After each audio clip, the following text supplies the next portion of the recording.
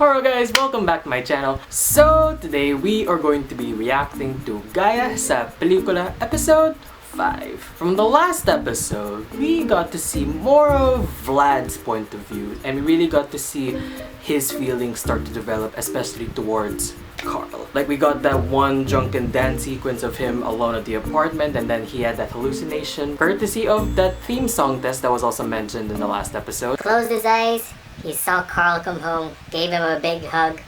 Hallucination. But I guess that was sort of the hint as to what Vlad really is feeling towards Carl as of this moment. Other than that, not really much else for me to say. So, without further ado, let's get right into the reaction of Gaya sa Pelikula episode 5. Moments sa Fun Pinoy. Oh yes, let's go sponsor. Love her. I love Anna. Also, it's Scorpio season now apparently. So it's her time. They touched hands while grabbing the chips. Kaya na! Netflix and chill. No, sorry. Flicker box. Lalim mo. What do you think about Carl, huh? What are you staring at? Sige, ano sa tingin mo? Oh, they're reflecting on the movie. Close lang siguro sila talaga, no? Wala, yung photo. You can tell him anything. Like, how do you feel? Yung photo. Dala lang siguro sila ng moment. The beach, Arky. Bako del cello. They are like so close though. Can we When just... you wanna write movies, you gotta pay attention to these details. Yes. Bako del cello literally means heaven's mouth. They went on a road trip to a place they thought didn't even exist. To a beach they thought they just imagined, but ended up finding. Gets mo na ba? Malabo pa eh. Pag-isip mo yun. Well, you don't have to understand everything, bro. You know? It's not a science. It's art. It's importante yung nararamdaman mo. Carl, so what do you feel now? Vlad, Oh, may scheduled power interruption daw sabi sa baba. kailan? Now. Oh great, no power. They don't got the power! Kaya mo yan, Vlad. You can just get the serving. Maliit na lang meron eh. Ah, Iyaw lang. look at him. Teka lang, ako na. Oh, look at Vlad making the effort now. Wala pa palang to shoot. Oh, ito. Sorry. Sorry ah. Are you okay, Vlad? Sandali nga. Okay Are ka you lang. okay? Bakit? Eh, ang weirdo mo pa kasi simula pa ng birthday mo. He might have been starting to feel Knock, knock. something. Who's there? Pusang atat. Usangat. Meow.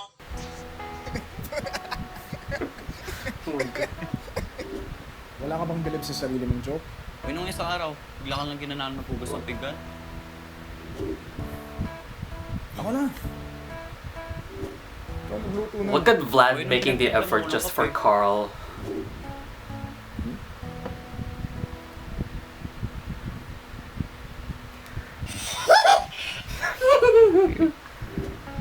Bored ako na ni. You know, you just want to watch a movie. Baka totoo ka nga. May naskila ka bang gamit ni Tito Santi? Wala. Kailangan mo bang mangutang? Hindi nga. May hingin ka bang pabor?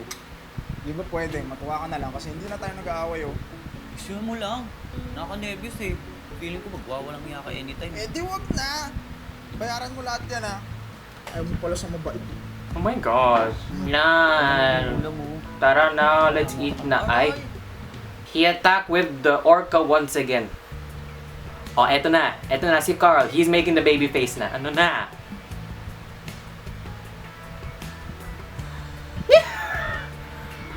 Carl. He ignore you na.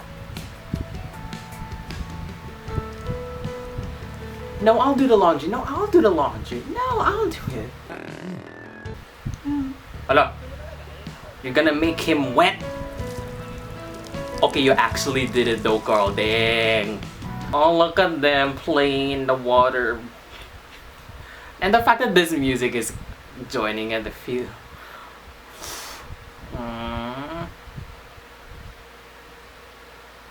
Kanina ka pa dyan ah. Hindi na. Bagal? Hi, Carl. Aray ko. Hala. You taken back from him, Vlad, aren't you? You taken back because of Carl. Sige. You like the view? Pagkapos na ba kayong kumain? Eating what? Eating who? Are you threatened by me?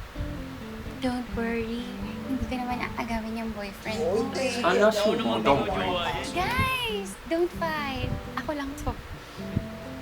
Kain tayo. Dito ka na. Tumabi ka na dito sa akin. Come, eat. Napaka... Vlad be like, you Bakit can't naman look. yan? Bakit You can't naman look. ha? He's for my eyes only. Full Moon suddenly turns into a horror movie. Sa UST Hospital. Oh no, sa UST Hospital. Diyan. So, ito na nga. Happy Ito si Ate Halloween. Nurse na naka-assign sa morgue. Nagbibilang siya ng ano nga ang tawag dun sa medical term ng kinemer? Cadaver. Cadaver. Yeah, that. Sulat siya ganyan. Tamang sinusulat. Ano sinusulat niya sa clipboard? Kukwento ako eh. Let the story unfold. What happened to the nurse? Nagsusulat si Ate Nurse sa clipboard niya. Tapos, biglang nalaglag niya yung ballpen. Wala nahulog! Siyempre, pinulot ni Ate Nurse yung ballpen. Pagkapulot niya ganyan. Siyempre, tingin-tingin siya ng ganyan. Tapos, nagkulang ng isang cadaver. Siyempre, sabi ni Ate Nurse, hindi, wala lang to. Imagination ko lang to, wala lang to. So, pack up siya. Uwi siya. Pagka-uwi niya, pagbukas niya ng kwarto, may naririnig siyang kaluskos. So, nag-walk siya papunta doon sa aparador. Sabi niya, Don?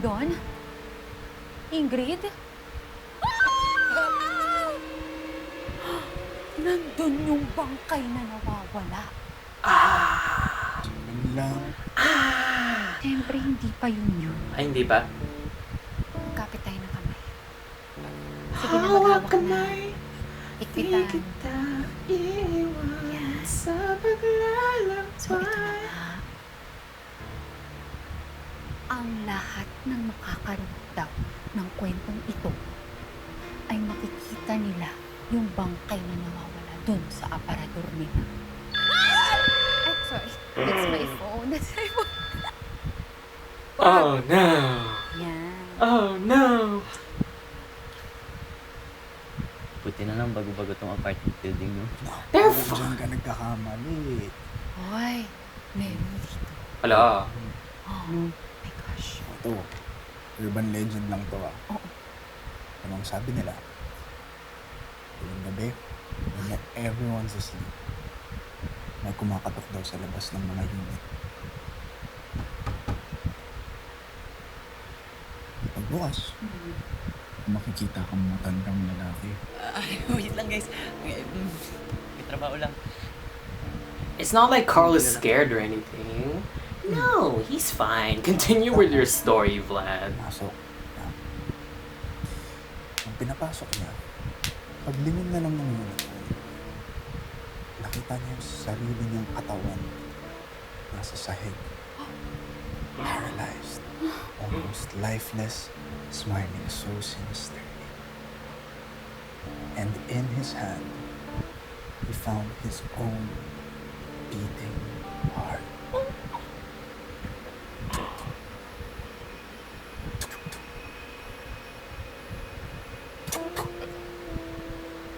You okay, Carl? Bumaba sa grounds.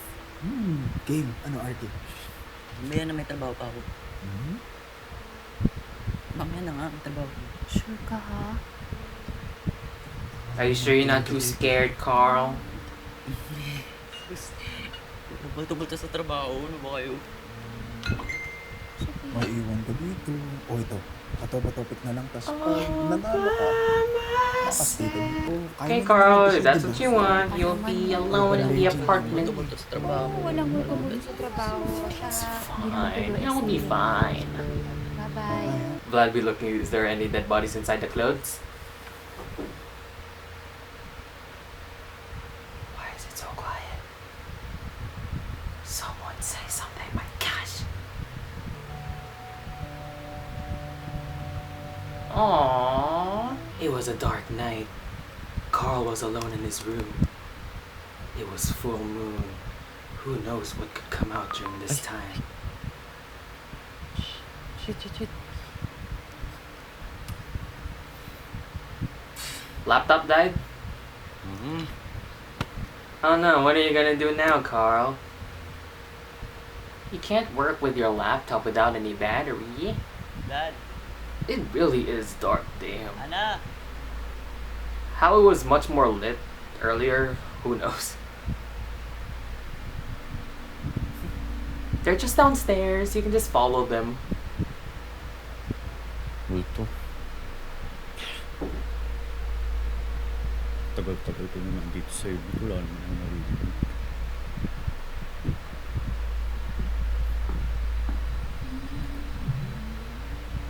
Hindi kayo nakakatuwa ah. Someone's telling a knock-knock joke, say who's there.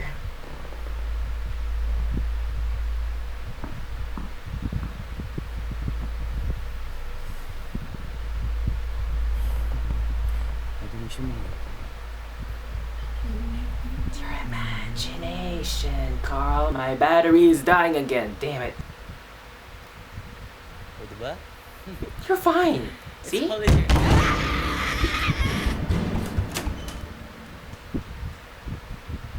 Nakakatawa ka. Scream Queen is back. Takot ka, no? Hindi no? He was a brave boy, Vlad. Oh, gusto He mo was ng beer? brave. And ayaw. Oo, gusto mo eh. Upo ka nga. Upo ka dali. So, anong meron sa inyong dalawa? Wala nga. For now. Nga, Wala naman for now. kaya niyong maging mas real. Ang galing ko. Magkwento naman kayo. Anong backstory niyo? Tsaka, sem break, ba't wala kayo sa mga pamilya niyo? Family Homophobic mother. Ang ganda. Ang dami kong nakuha. Ang daldal niyo pala. Yun na yun. Yes. Oh Lord, nakakaloka. Brown out oh. Ito yung best time para sa She's mga asking juicy you guys to chikahan. open Sige, up. sige. Tatago kasi ako.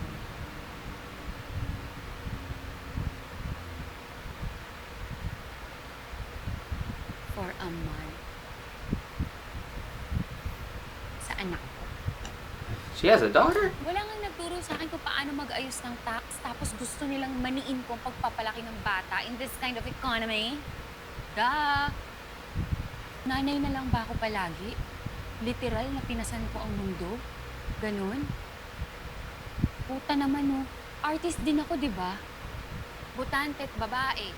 Nadadarang at natutukso rin. Kailangan ko lang siyang iwan. Kasi, syempre, ayokong dumating yung araw na masisi ko siya sa mga oras na nawala sa akin. Nakakapagod ang buhay ko minsan. Sorry. Nakakatawa. Ang hina ko na uminom. Asan yung isang beer? Wala na. Say na to. Thank you ah. Hina ko uminom. I like that we got to see more of Anna's backstory. And I can see her struggles. Okay, dyan siya, na nabuntis ako sa prom. Catholic schools. Jinx.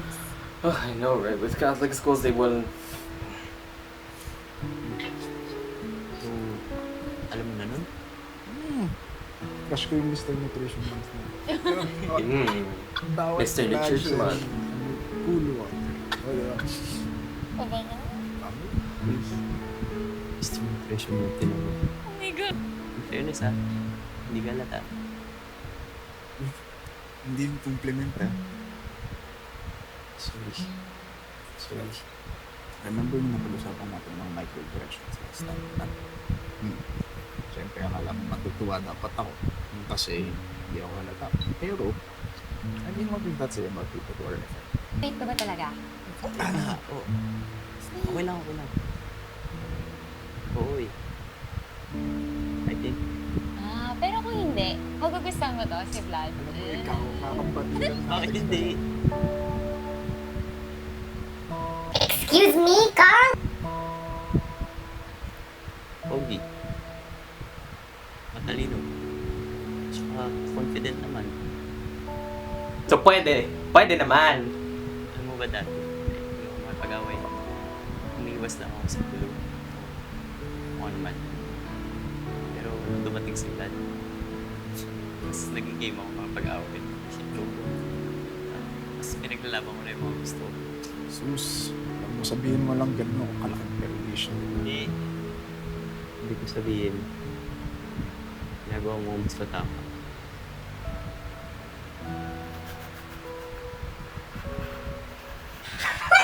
Sandali, kinikilig ako. Sandali. Ana, same. May Same here. Ang sweet. I'm gonna get diabetes because of how sweet this is. bagsak siya. Close na kayo. Lasing na siya. Siguro kaya naging big deal kasi ang liit-liit na bagay na nga hindi pa magbigay. Eh, hindi naman kami nabubuntis kapag ito. You deserve to have that special dance with someone. Social dance Pelikula, sir. Matry? Alin? Dance with him! Eh, di ba tuto kayo? Wait. You don't need to know, you just need to feel the music, let your body move to it. Just need to feel it. Hindi naman graded to. Walang Wala madre kasi dito. tayong tanaw. Kahit browned na ako.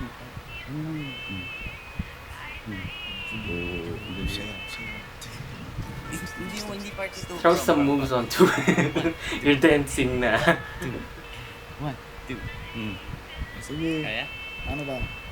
Magdodrawing lang tayo ng square. Tapos Tama. 1, 2, gano'n. Raised to the power of 2, you're drawing squares. I'm still bad at math and yet I made a math joke. Galing. Oo, syempre, magaling ako. Hindi. Okay lang. Okay lang. Sharing your first dance together, come on!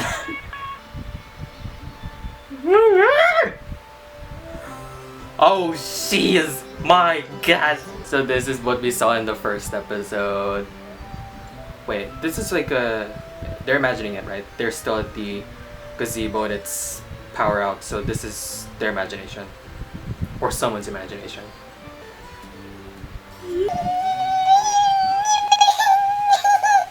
Okay, but like they look so good here.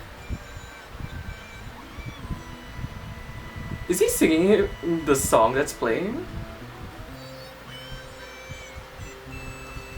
Okay, but like the fact that he's holding him at his neck and they're already like almost cheek to cheek already. Oh my god, y'all are so close now. Okay, just you know, the next step.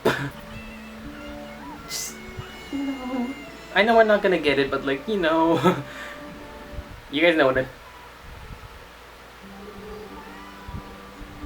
Anna's gonna wake up.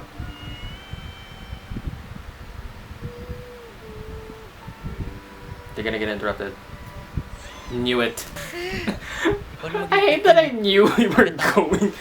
I hate that I knew this was going to happen. They were gonna get interrupted. And yet I'm still disappointed that it didn't. Why can't I talk? I'm still disappointed that it didn't happen. So close. Yet we're not at that point yet. I hear the heartbeat, guys. Oh my gosh, wait. Yep, Carl. You know what that is? Just need to know what you're feeling on the inside. And that feeling is called love for blood. And of course, as usual, the music just had to be on point, especially for this episode.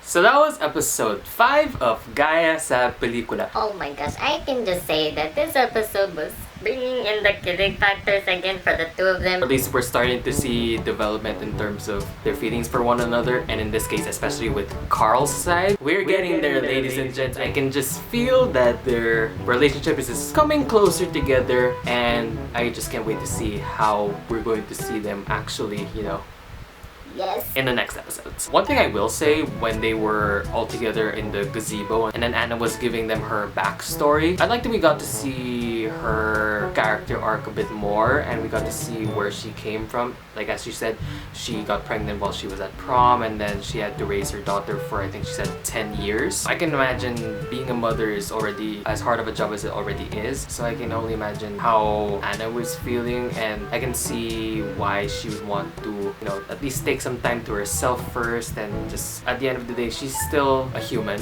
She has her own needs as well. She's not the most perfect. At the end, she is trying to think both for how she would like to live in her own lifestyle while also taking care of her daughter. And I can see how that's a bit of a balance that she had to work on these past few years. Now, following that, we got to see Carl was just like, Take my hand, take a breath, pull me close and take one step. and then we got the whole sequence of them dancing with the fairy lights around them, and they were just in the gazebo. And I was actually kind of thinking as to the song that was actually playing, and that one part where Vlad started singing to Carl. So why should we still be confused and lost if we're both going towards the same direction when we both know that it's only either of the two, friends or lovers?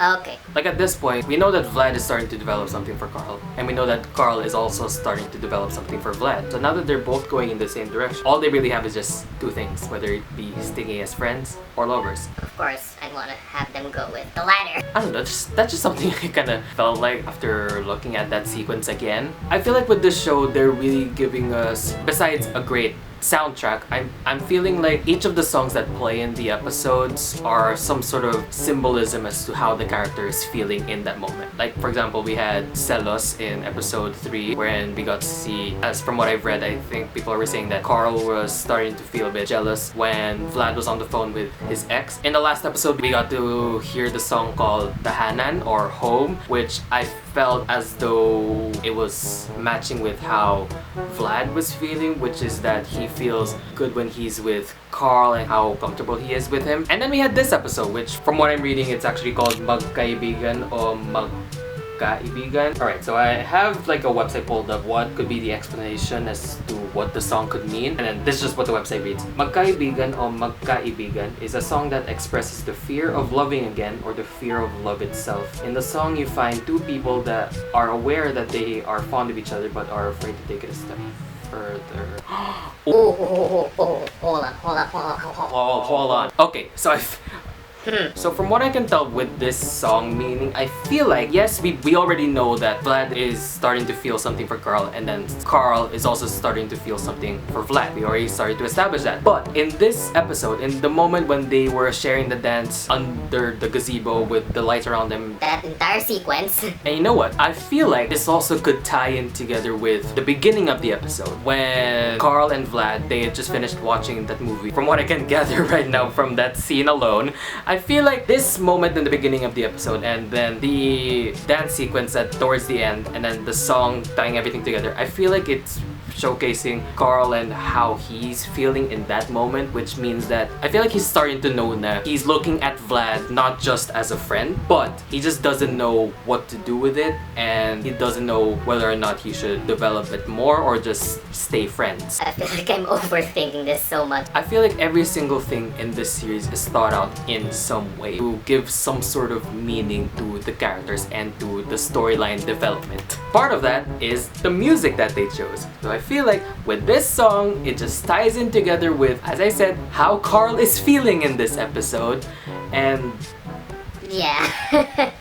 anyway, yes, I'm overthinking this. I'm sorry, guys. Once again, we got to see more development with the characters' feelings for one another. And as I said, we got to see more of Anna's backstory, which I did like. All of those together, I like this episode. So that's gonna be it for this video. If you guys enjoyed it, please give it a big thumbs up if you enjoyed it, and leave a comment down below what you guys thought about this episode. What are your thoughts about these different moments that are happening in the show? Maybe you guys can give like some insight as to what these things could mean, because I feel like I'm Overthinking all of this. all my social media links will be in the description box below. Subscribe to my channel, turn on the bell, post notifications so that you'll be notified whenever I post a new video. And as always, I'll see you guys in the next video whenever I could possibly make one.